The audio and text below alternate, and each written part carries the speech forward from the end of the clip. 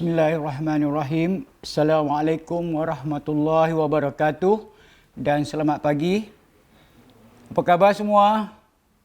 Cikgu harapkan pada hari ini semua kita berada dalam keadaan sihat walafiat. Baik, berjumpa lagi dalam tuition online Perlis Mengaji untuk sesi yang kedua bagi cikgu pada kali ini. Cikgu harapkan anak didik bersedia dengan buku nota dan alat tulis. Baik. Hari ini cikgu akan membincangkan tentang teknik jawab soalan bahasa Melayu kertas 2 ya, kertas penulisan ya. Okey.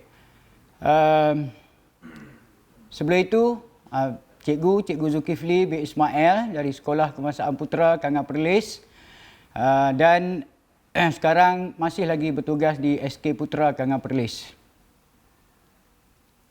Baik, untuk pada hari ini cikgu akan membincangkan bahasa Melayu penulisan, kod kertas dia 012 iaitu penulisan lah. Baik, kemudian 022 itu untuk SJK C dan juga SJK T ya. Okey. Baik.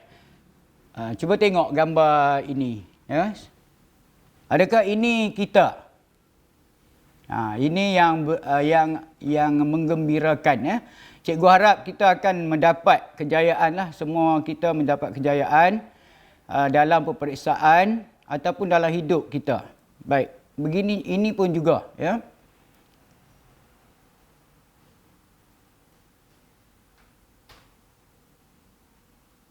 Okey, kejayaan akan menjadi bilik seseorang sekiranya dia rajin berusaha ya, rajin berusaha dan sering membuat latihan dan juga ulang kaji ya.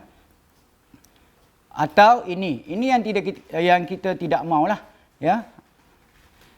Cuba tengok, menyesal. Gambar ni kecil, maksudnya kita menyesal awal lah ya. Itu yang sebaik-baiknya. Okey. Untuk bahasa Melayu kertas penulisan, kita tengok dulu bagaimana format dan bentuk soalannya. Ya, yang ini telah diperkenalkan pada tahun 2016 kepada kita, masih baru lagi yang masuk ke tahun yang kelima pada tahun ini untuk diuji kepada calon-calon.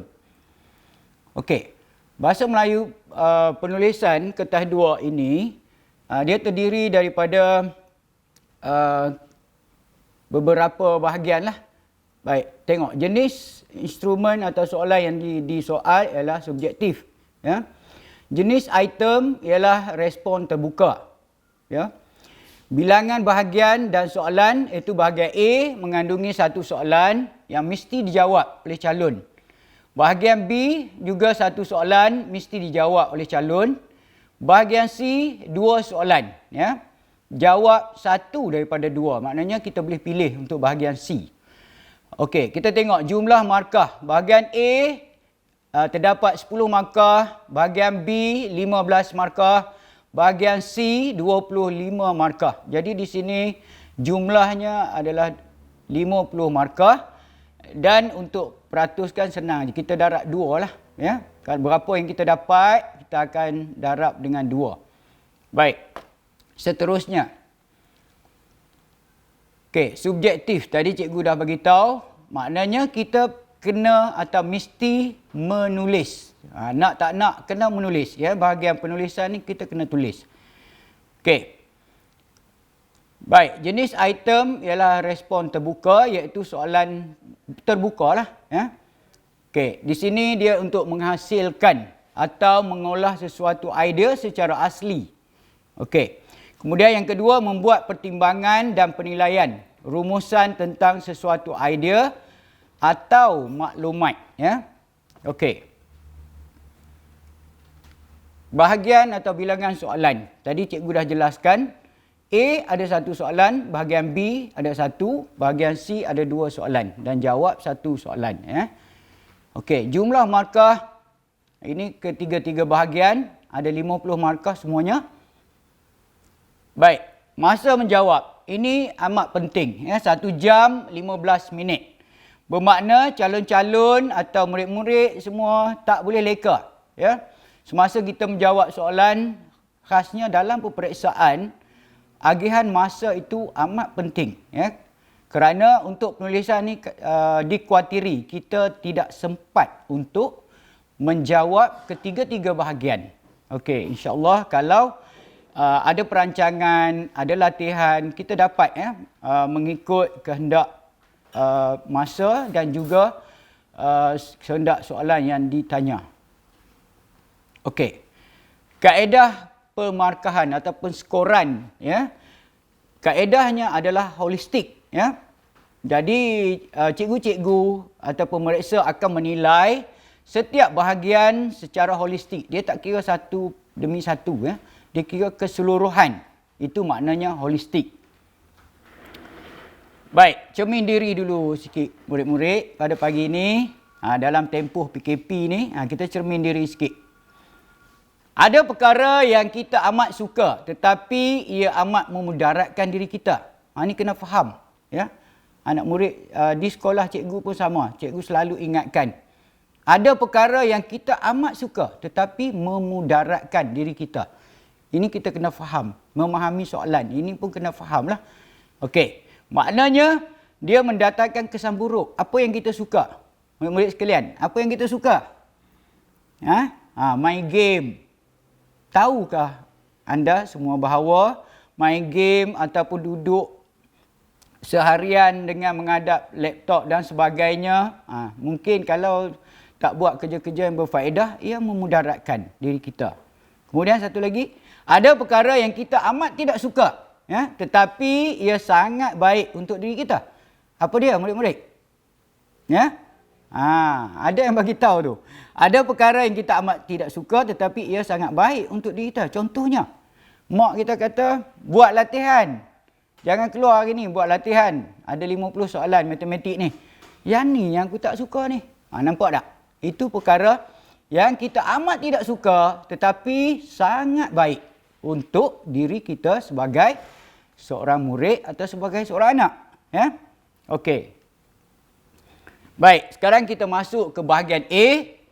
Okey, bahagian A, rata-rata di seluruh Malaysia pun dah tahu, iaitu bahagian A kita memindahkan maklumat. Sebenarnya kemahiran yang diuji oleh lembaga peperiksaan adalah memindahkan maklumat. Ya?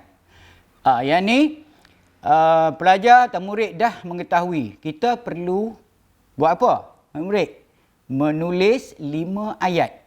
Dia 10 markah saja. Baik. Bahagian A ni dia kata dah, cikgu dah bagi tahu dah tadi, menulis ayat dengan perluasan subjek atau perluasan predikat dalam pelbagai situasi. Ya. Baik, biasanya soalan untuk bahagian A bergambar. Okey. Kemudian kita bina 5 ayat dan tiada had bilangan patah perkataan.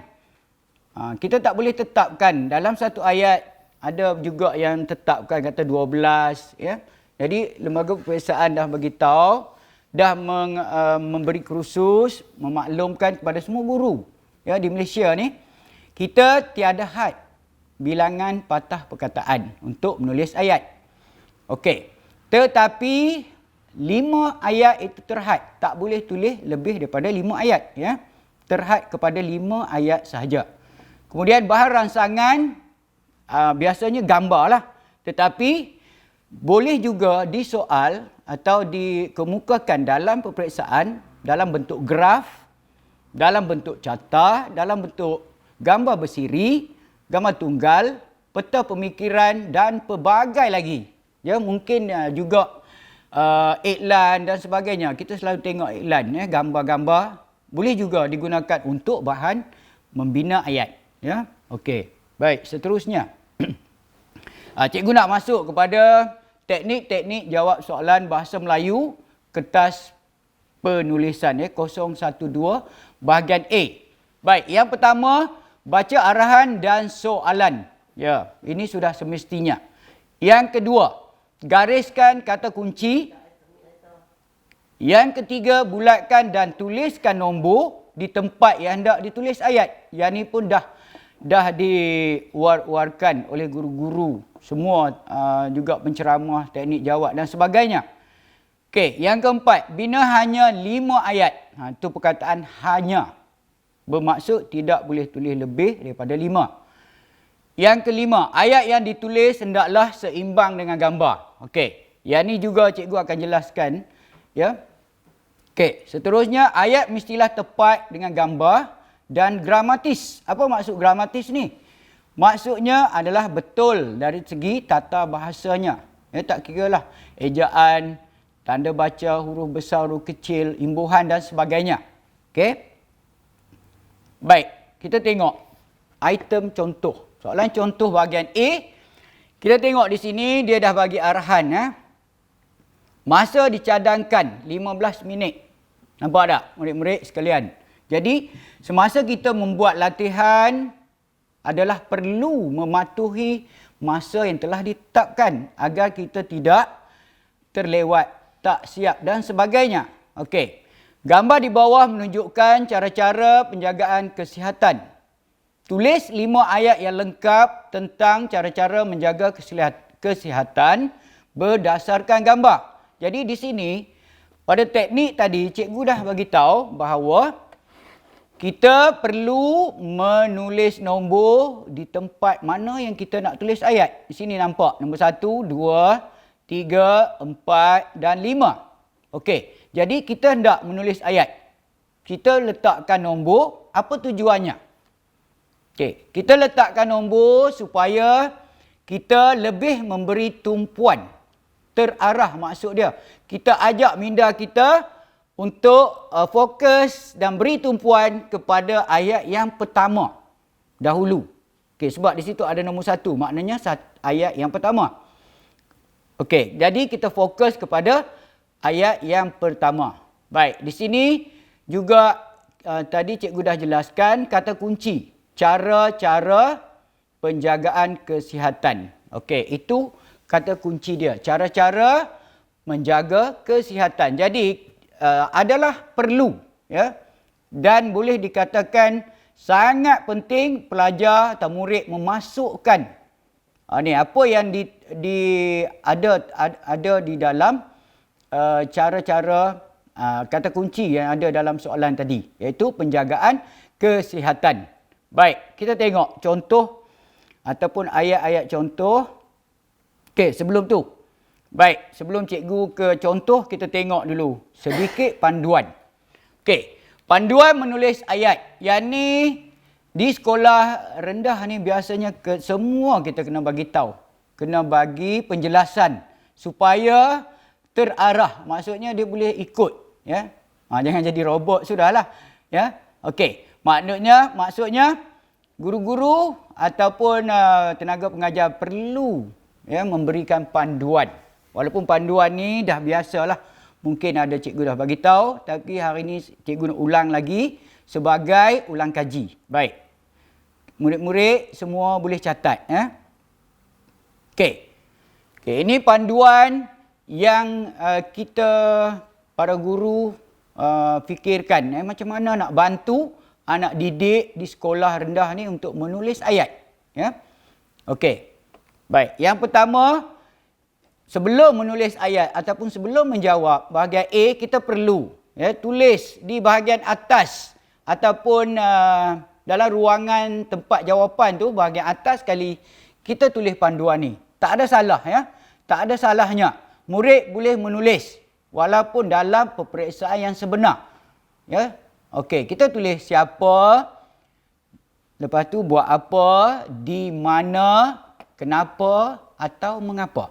Baik, ini akan jadi panduan kepada anak didik kita untuk menulis soalan. Okey, begitu juga dengan murid-murid boleh berpandukan panduan yang dicatatkan di bahagian atas. Okey, kita tengok.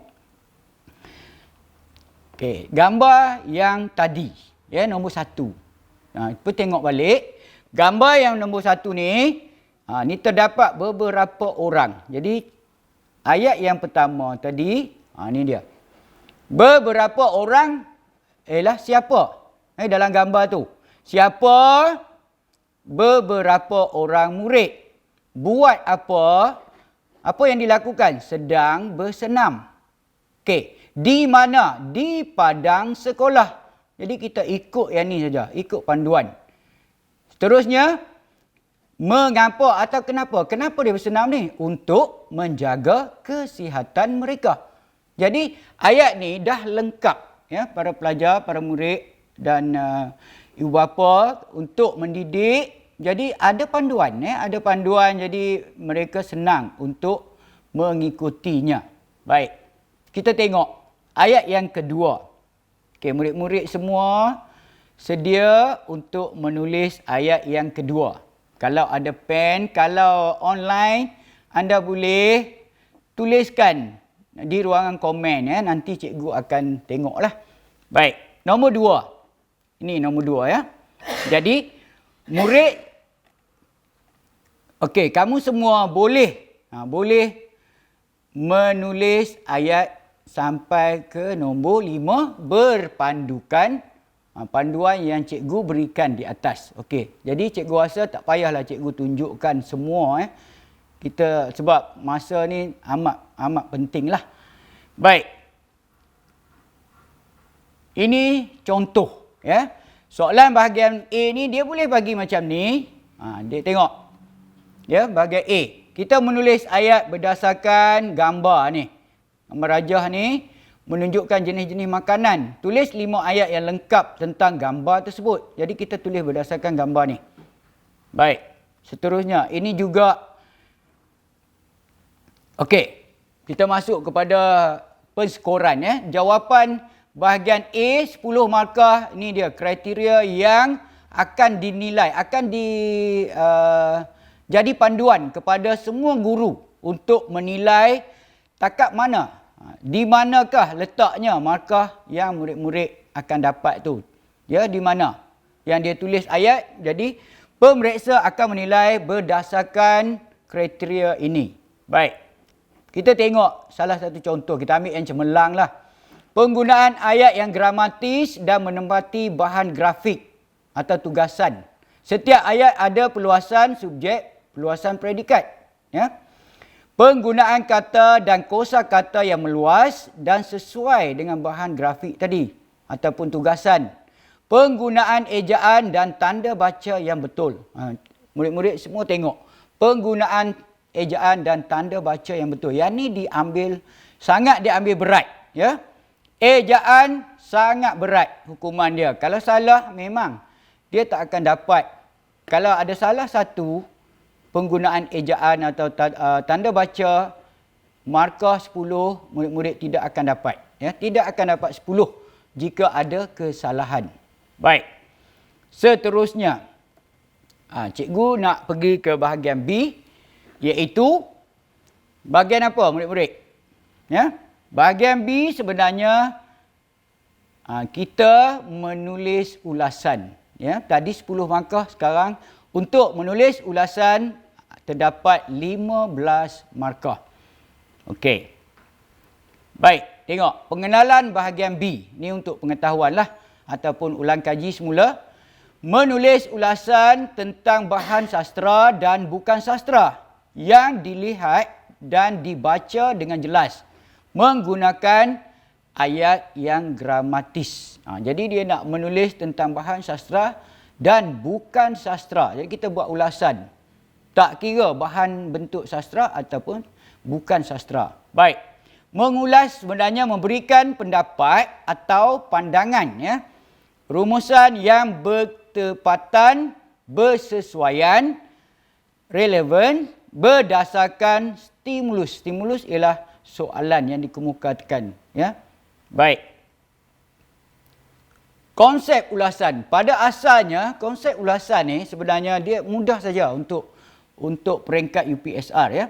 Rumusan keseluruhan bahan. Kita boleh buat rumusan keseluruhan. Pandangan pro atau kontra. Ya, setuju atau tidak setuju tentang bahan tu. Kemudian taksiran kandungan. Kupasan bentuk deskriptif. Huraian pengembangan idea. Nilai ataupun amalan baik atau faedah-faedah yang terdapat dalam bahan tersebut. Ataupun pengajaran, ya, mesej yang diperoleh daripada bahan yang disoal. Okey. Baik. Mengulas bahan sastra dan bukan sastra, panjang jawapan anda ataupun murid-murid semua 50 hingga 80 patah perkataan dalam perenggan. Okey. Bahan rangsangan, ya, dia boleh grafik atau bukan grafik.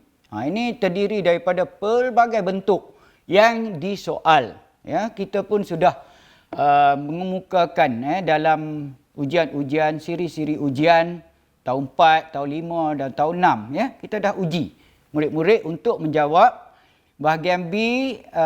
Penggunaan bahan rangsangan ini terdiri daripada pelbagai bentuk. Baik. Teknik-teknik jawab bahagian B, ya, ulasan. Baik, seperti mana yang kita ketahui, ini cikgu bagi secara sepintas lalu. Baca soalan sebanyak 2 kali. Okey. Yang kedua, gariskan kata kunci. Fahamkan kehendak soalan. Ini yang penting. Ya, nombor 3, keluarkan maklumat. Dalam soalan, dia dah sediakan, dia dah berikan maklumat tentang apa yang kita nak tulis. Ya. Jadi cuma tugas kita sebagai murid, keluarkan maklumat tersebut. Ya, keluarkan apa maklumat yang ada dalam soalan atau bahan rangsangan yang disediakan itu. Baik, kemudian yang keempat, teliti bahan yang disediakan, sama ada gambar, petikan dan sebagainya lah. Okey, yang kelima, catat sekurang-kurangnya 5 isi. Okey, daripada bahan yang disediakan, daripada soalan yang disediakan, kalau boleh kita catatkan apa 5 isi yang ada dalam bahan tersebut. Tak kira jadual ke, petikan, ya, gambar rajah dan sebagainya. Cari 5 isi atau 5 idea untuk kita tulis sebagai dalam ulasan. Ya. Okey, seterusnya. Tulis jawapan dalam 3 perenggan atau 1 perenggan. Okey, pada peringkat awalnya, lembaga peperiksaan cadangkan, ya, dalam pendedahan format baru, lembaga peperiksaan cadangkan 1 perenggan. Tapi akhir-akhir ini dia juga menerima, ya, calon yang menulis 3 perenggan. Jadi tak ada masalah murid nak tulis 3 perenggan atau 1 perenggan sahaja. Okey, seterusnya. Baik, gunakan penanda wacana. Dalam ulasan, penanda wacana membawa markah 3, ya. Kalau murid-murid tidak menggunakan penanda wacana, jadi dia dah kehilangan maksimum dia 3 markah. Jadi 3 markah ni darat 2, 6. Ya. Rugi. Penanda wacana. Murid-murid, cikgu ingat semua dah tahu. Sekejap lagi kita tengok apa penanda wacana, ya. Okey. Panjang jawapan 50 hingga 80 patah perkataan. Ini dah ditetapkan. Tetapi kalaulah katanya terlebih sedikit dalam ulasan, ayat yang terakhir dah cecah 80 lebih dah. Okey, dalam 5 atau 6 perkataan. Jadi saya nasihatkan calon-calon jangan padam perkataan yang lebih sedikit itu. Sebab lembaga peperiksaan pun tidak menilai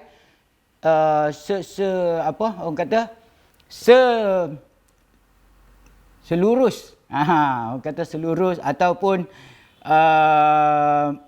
mengikut betul-betul 80 patah perkataan, ya. Lebih sedikit jangan padam. Biarkan dan hantar jawapan tersebut. Okey. Baik, ini contoh, ya, bahagian B. Cuba kita tengok di atas ni 15 markah.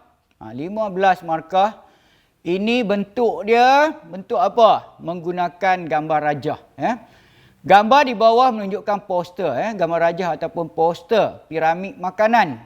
Okey, tulis ulasan tentang piramid makanan tersebut dalam bentuk perenggan. Panjang dia dah bagi tahu. Ya, ini contoh. Baik, kata kunci dia di sini ialah piramid makanan. Kita boleh tengok ini semua, ya. Ini bahan-bahan yang diberikan dalam gambar rajah ini adalah kita sebagai idea yang kita boleh keluarkan. Kita ambil balik sahaja sebenarnya. Ya, kita ambil balik dan olah dalam bentuk ulasan. Okey. Ini juga contoh, ya. Okey, kalau kita tengok ini bentuk carta bulatan, ya. Okey. Ini juga contoh. Dulu kita dah bagi yang ni dalam peperiksaan. Mula-mula dulu kita dah keluarkan, ya. Kebanyakan calon dapat menulislah. Okey. Nah, ini contohlah dalam bentuk 3 perenggan, ya. Yang cikgu sediakan ni. Okey. Rupanya lebih kurang macam ni lah jawapannya. Okey. Baik, seterusnya. Yang ni kita akan buat sama-sama sekejap. Tengok. Okey. Baca puisi di bawah dengan teliti. Maknanya bentuk bahagian B ni dia tak kata tadi kan cikgu dah bagi tahu, dia bukan sahaja berbentuk carta, petikan dan sebagainya, tapi dia juga menggunakan bahan sastra, ya, iaitu puisi. Okey, cuba tengok puisi ni. Ketika ke sekolah, ketika kaki ingin mengorak langkah ke gedung ilmu. Okey, baik. Yang berwarna merah, cuba tengok. Yang berwarna merah ini adalah idea ataupun isi, ya, daripada puisi tersebut. Cikgu dah warnakan merah. Okey, jadi kita ambil ini sebagai idea untuk kita menulis ulasan. Contohnya di sini, tangan ayah dan ibu ku kucuk pohon restu. Okey, ini isi yang pertama, ya. Jadi isi yang pertama kita catatkan idea. Memohon restu ibu bapa. Okey. Baik. Kemudian yang kedua. Berbaris aku tidak terlepas. Ku amati waspada langkah. Apa maksud dia? Tapi yang ni kita perlu tukarkan ke dalam bentuk apa? Isi, ya, atau idea. Ini dia bentuk puisi. Okey, apa idea di sini murid-murid sekalian? Boleh jawab tak? Boleh tulis dah isi. Okey, komen. Baik. Yang kedua, cuba tengok. Apa ideanya murid-murid? Berbaris. Sebenarnya tak payah pun, ya. Okey. Baik. Yang ketiga. Ini dalam puisi ni, ini idea yang ketiga atau isi yang ketiga. Etika berhemah aku biasakan. Apa maksud dia? Etika berhemah aku biasakan. Apa maksudnya? Berhemah tu apa dia? Murid boleh tulis. Okey. Apa idea? Kita tengok. Yang ketiga. Berhemah. Ambil terus perkataan yang ada dalam puisi itu pun tak kisah. Sebab nanti kita akan menulis dalam bentuk ayat, ya. Okey, yang keempat. Cuba tengok. Aku patuhi pesanan ayah dan ibu. Yang ni jelas kan? Murid-murid, jelas kan? Mematuhi pesanan ayah dan ibu. Baik, cikgu catatkan idea tersebut. Aku dan patuh pesanan ibu bapa. Itu isi yang keempat. Okey, kita tengok semula.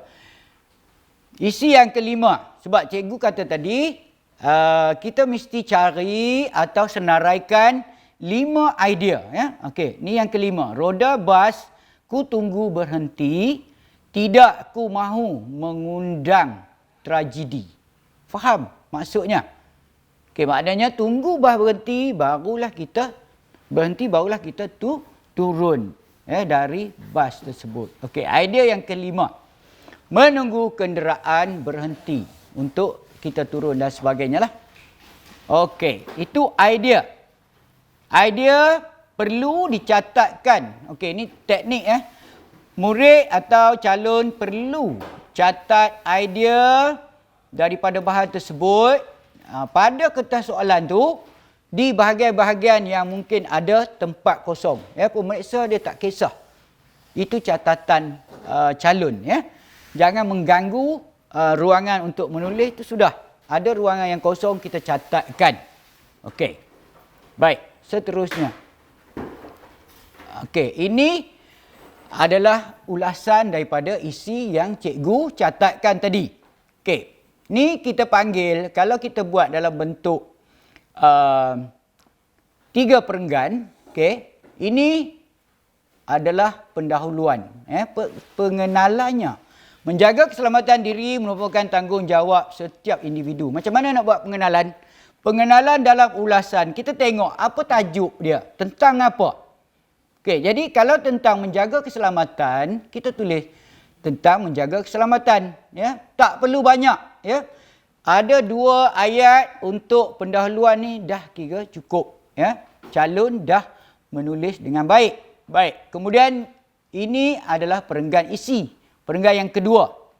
Antara cara menjaga keselamatan diri adalah memohon restu. Tadi kan ada isi memohon restu daripada ayah dan ibu sebelum untuk ke mana-mana sahaja. Okey. Baik. Ada cikgu-cikgu juga berpesan supaya memasukkan. Ini yang kita panggil tadi tersurat. Apa yang ada dalam puisi tadi. Tersurat. Ya. Jadi kita perlu juga menambah idea tersirat daripada idea tersebut. Kenapa kita perlu mematuhi ibu bapa ni pesanan memohon restu? Kenapa kita perlu memohon restu? Okey. Restu ayah dan ibu itu sangat penting untuk menjamin keselamatan kita. Okey, jadi ini adalah yang tersurat, yang tersirat daripada memohon restu daripada ayah dan ibu, yang tersurat, yang ni tersirat. Ya, restu ayah dan ibu sangat penting untuk menjamin keselamatan diri. Ini tersirat. Okey, cuba tengok contoh yang kedua, idea yang kedua. Selain itu, okey, ni yang berwarna merah antara selain itu, di samping itu, seterusnya, akhir sekali, kesimpulannya, ini kita panggil penanda wacana. Ya, untuk menghubungkan antara idea dengan idea, perenggan dengan perenggan. Okey. Baik, ni contoh yang kedua ya. Cuba tengok di sini. Selain itu, kita juga mestilah berbaris. Ada kan dalam idea tadi yang kedua, berbaris sebelum menaiki bas atau semasa berurusan di mana-mana sahaja. Okey, jadi sebagai sahaja. Jadi ini tersurat, yang tersiratnya dengan berbaris. Apa kesan dia? Apa yang kita dapat daripada yang kita berbaris itu adalah dengan berbaris dan mengikut giliran kita dapat berurusan dengan lebih teratur dan berkesan. Jadi itu yang tersirat dia. Kenapa kita beratur? Supaya urusan ni dapat dijalankan dengan lancar, dengan teratur. Okey. Murid perlu berfikir begitu. Tersurat kita dapat daripada bahan yang terdapat dalam soalan. Tetapi yang tersirat, dia kena fikir. Kenapa? Bagaimana? Apa yang kita boleh dapat bila kita buat macam ni? Okey, itu dia panggil tersirat. Di samping itu, kita patut berhemah semasa menaiki kenderaan awam. Ya? Atau menggunakan jalan raya. Kerana malang tidak berbau. Kerana malang tidak berbau. Ini adalah yang tersirat. Yang mematuhi ataupun berhemah semasa menaiki kenderaan awam atau menggunakan jalan raya, itu adalah yang tersurat, ada di dalam puisi tadi. Okey. Seterusnya, untuk menjamin keselamatan kita, kita perlu akur dan patuh akan pesanan ayah dan ibu. Okey.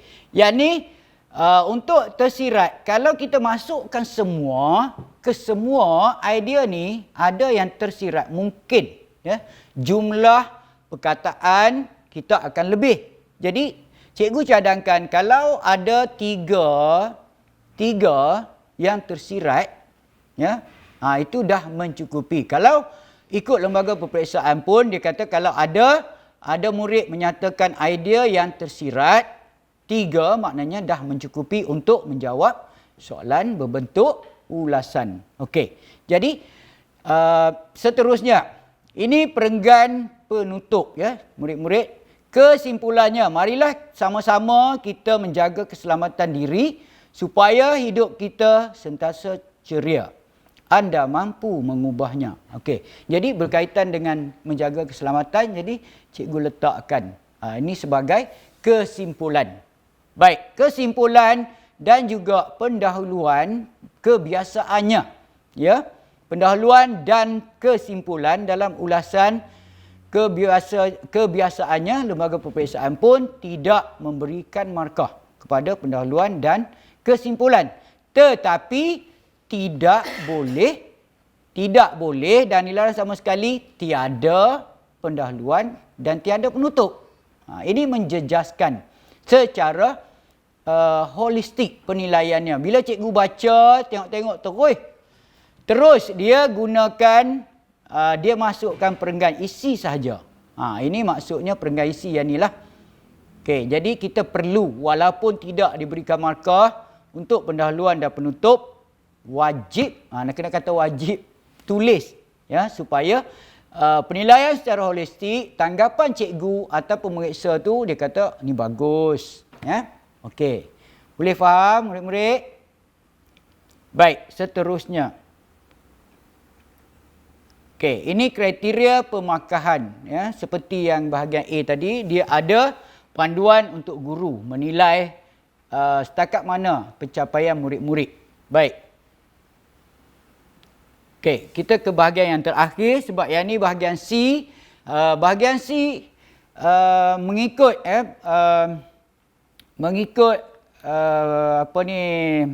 kajian dan pemerhatian yang dibuat oleh guru-guru, terdapat banyak atau sebahagian besar daripada murid ataupun ramai sangat yang tak boleh menulis bahagian C ya, di sekolah-sekolah sama ada di SK ataupun di SJK. Bahagian C ni mendatangkan masalah kerana ni kerananya sebab dia menulis karangan yang panjang ya, panjangnya sehingga 120 patah perkataan ya. Jadi murid-murid menghadapi masalah bahagian C. Kerana juga bahagian ini akan mendatangkan masalah sebabnya 25 markah daripada 50 markah keseluruhan, 25 markah datangnya daripada bahagian C. Ya, ini amat terkesanlah apabila murid tidak boleh menulis bahagian C dengan baik, bermakna dia akan menjejaskan ya, markah mereka. Okey. Teknik jawab bahagian C. Yang pertama, baca kedua-dua soalan. Ya, ada dua soalan yang disediakan di bahagian C, nombor 1 dan juga nombor 2. Okey. Seterusnya, gariskan kata kunci, fahami kehendak soalan. Jadi garis kata kunci, apa yang dia nak kita tulis, kita gariskan. Okey, kemudian ini yang amat penting. Ya. Amat penting kerana siapa yang pandai memilih atau calon atau murid yang pandai memilih soalan yang mudah. Ya, maknanya dia tahu untuk tajuk atau soalan tersebut. Banyak yang dia tahu tentang tajuk tersebut. Jadi kita pilih soalan itu. Jangan tersalah pilih. Kalau tersalah pilih, nanti kita yang menghadapi masalah. Okey, yang keempat. Bina peta minda atau catat isi tu. Perlu ada orang panggil apa, rangka dia. Ataupun kalau kita buat rumah, kita ada plan. Ya, kita ikut plan tersebut ataupun kita ikut rangka yang kita tulis ataupun kita ikut isi yang kita catatkan. Ini penting ya. Okey, yang kelima, tulis karangan berpandukan peta minda. Okey, peta minda anda dah sediakan, murid-murid dah catat tadi, makna kita ikut yang tu supaya kita ada panduan ya semasa menulis. Okey, seterusnya. Baik, bahagian C menghasilkan penulisan kreatif, jenis imaginatif dan deskriptif menggunakan bahasa yang menarik dengan betul. Okay, karangan berformat atau tidak berformat. Dan cikgu dah jelaskan tadi. Panjang 80 hingga 120 patah perkataan. Setiap karangan mestilah mempunyai, okey, ini sangat penting ya murid-murid. Mesti mempunyai, dia mesti ada pendahuluan ya. Mesti ada pendahuluan, satu perenggan. Yang kedua, okey, kita perlu ada berapa isi semua? 4 isi calon murid-murid sekalian. Isi yang pertama, isi yang kedua, isi yang ketiga, isi yang keempat. Okey. Di sini cikgu nak jelaskan juga, setiap isi mesti ditulis dalam satu perenggan. Tak boleh tidak, tak boleh campur. Okey. Ada murid yang campur pendahuluan dah masuk isi. Ini amat tidak baiklah. Jadi elakkan ya. Pendahuluan adalah pendahuluan sahaja. Jangan masukkan isi. Okey. Perenggan isi, kita pergi ke perenggan yang kedua, ketiga, perenggan yang keempat, perenggan yang kelima. Okey. Kemudian ada satu perenggan penutup, ya. Penutup ni biasanya 2 ayat atau 3 ayat dah cukup, ya. Begitu juga dengan perenggan-perenggan lain, ya, calon. Untuk pendahuluan juga, kalau ada 2 atau 3 ayat dah cukup. Begitu juga perenggan isi, ya. Kalau ada 3 ayat dah mencukupi. Okey, cikgu nak tunjukkan bagaimana cara menulis huraian isi karangan, ya. Baik. Isi karangan yang cikgu dah bagi tahu tadi, kalau boleh nyatakan atau tulis 4 idea, 4 isi, ya. Bagaimana cara nak menulis huraian isi? Biasanya murid-murid saya pun juga menghadapi masalah dan untuk dia kata macam mana nak tulis lagi cikgu? Dia dah tulis dah. 1 ayat je. Macam mana boleh jadi 1 perenggan 1 ayat? Cikgu kata tambah. Jadi ini cikgu nak jelaskan bagaimana kita nak tulis huraian karangan tersebut. Baik. Okey, setiap isi hendaklah ditulis dalam 1 perenggan. Ya, 1 perenggan. Setiap isi 1 perenggan. Setiap isi hendaklah mempunyai, okey, setiap satu isi mesti ada 1 isi. Kita dah nyatakan dalam ayat yang pertama, ayat yang kedua dia huraiannya, ayat yang ketiga contoh atau huraian lanjut. Ini sangat penting, ya. Okey, dalam 1 perenggan mesti ada idea, isinya, huraiannya, contoh. Jadi ayat pertama, kedua dan ketiga. Ayat ada 3 ayat sekurang-kurangnya. Okey. Ada murid yang bertanya, boleh tak 2? Boleh. Boleh tulis 2. Tetapi markahnya anda tak dapat markah yang sepatutnya, yang markah penuh. Okey, jadi kita akan kurang, selalu kurang. Perenggan pertama pun macam tu, kedua macam tu, ketiga, 4, 5 dan 6. Okey, jadi ia akan menjejaskan markah yang kita akan peroleh, ya. Baik. Ini contoh. Cikgu bagi sedikit. Contohnya faedah kegiatan co-curriculum. Ini popular. Popular, sangat popular. Apakah faedah dalam karangan bahagian C, karangan jenis fakta, ya?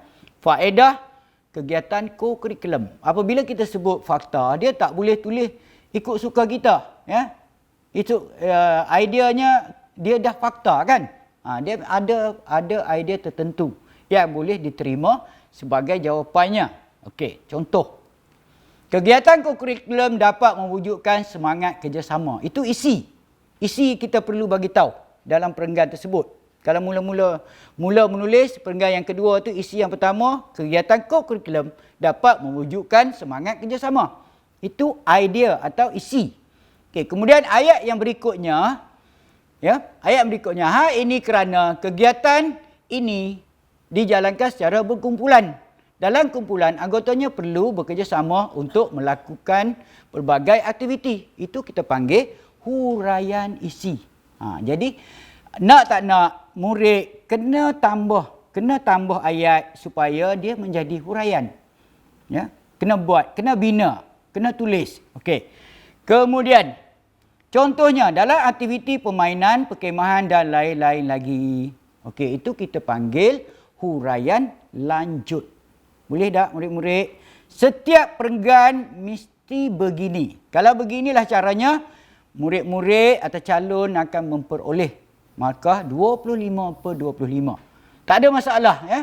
Lembaga peperiksaan biasanya dia akan bagi dan pemeriksa akan bagi kerana mengikut kriteria.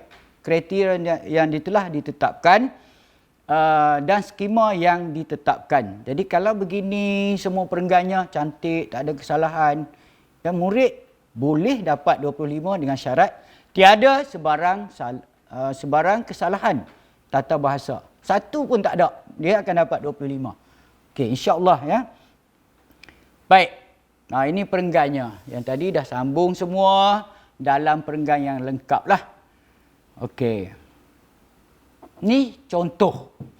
Ya, contoh bahagian C. Kalau kita tengok soalan nombor 1 ni, ya. Bentuknya apa? Ucapan, ya, ucapan sempena sambutan Hari Guru. Kalau murid tengok yang kedua, dia bagi lirik lagu dan soalannya pun panjang, stimulus dia bagi penjelasan dahulu, kemudian dia suruh kita tulis. Sebenarnya dalam soalan nombor 2 ni dia suruh tulis karangan kamu itu selengkap. Tulis cerita. Ni nampak. Ini pentingnya kita mencari kata kunci tu. Tulis cerita tentang kasih sayang seorang ibu.